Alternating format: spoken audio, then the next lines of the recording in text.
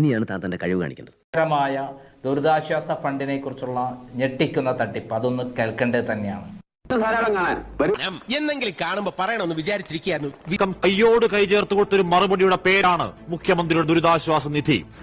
ആ പവിത്ര മൂലധനമാണ് ഒരു സംഘം അധമക്കൂട്ടം അള്ളി അണ്ണാക്കിൽ തള്ളിയത്. അത് പൊറുക്കാവതല്ല. ആ തട്ടിപ്പിനെ കുറിച്ച് കേൾക്കുമ്പോഴങ്ങ് ചത്താൽ മതി എന്ന് തോന്നുന്നു സാറേ എന്ന് ചങ്ക് കലക്കുന്നുണ്ട് കണ്ണൂരൊരു ജനാർദ്ദനൻ. വർഷങ്ങളോളം ബീഡി തീർത്ത കൈകൊണ്ട് കൈവിറയ്ക്കാതെ കൊടുത്ത ആകെ സമ്പാദ്യം 2 ലക്ഷം. ഹാർട്ട് ഓപ്പറേഷൻ കഴിഞ്ഞ ഭർത്താവിനെ കൊണ്ട് വാടക വീട്ടിൽ കഴിയുന്ന അരപ്പട്ടണിക്കാരി സുബൈദ ആകെ വരുമാന മാർഗമായി ആടിനെ വിറ്റു കൊടുത്തു 5510. വിഷുക്കൈനീട്ടം കിട്ടിയ പണം അത്രയും കൊടുത്ത് മതിയാകാതെ ഓമനിച്ച് വളർത്തിയ പ്രാവിനെ ലേലത്തിൽ വെച്ചൊരു 11കാരനുണ്ടെന്ന് കണ്ണൂരിൽ. അതും ഇതും പറഞ്ഞ് വെറുതെ എന്നെ വിഷമിപ്പിക്കണ്ട കേട്ടോ. അങ്ങയുടെ വാക്ക് വിശ്വസിച്ചവരാണ് ഏജന്റുമാരും കിട്ടേണ്ടതൊക്കെ കിട്ടിയല്ലോ.